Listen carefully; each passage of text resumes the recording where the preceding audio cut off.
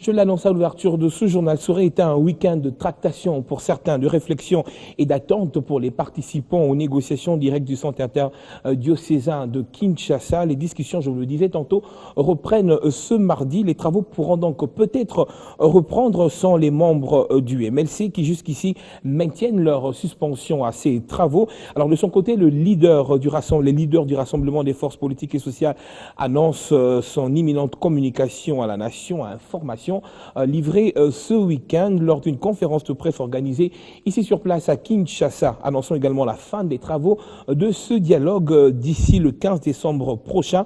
Le Conseil des sages du RASOP sollicite et exige la retransmission en direct sur la chaîne nationale de ces débats. Et pour Joseph Olengankoy, président du FONUS et membre également du Conseil des sages au Rassemblement, ces négociations directes ne sont en rien privées, mais bien publiques dans l'intérêt justement de mieux faire comprendre les tenants et aboutissants de ces discussions. Je vous propose ici de l'écouter. Moi, je crois que ce n'est pas un tabou.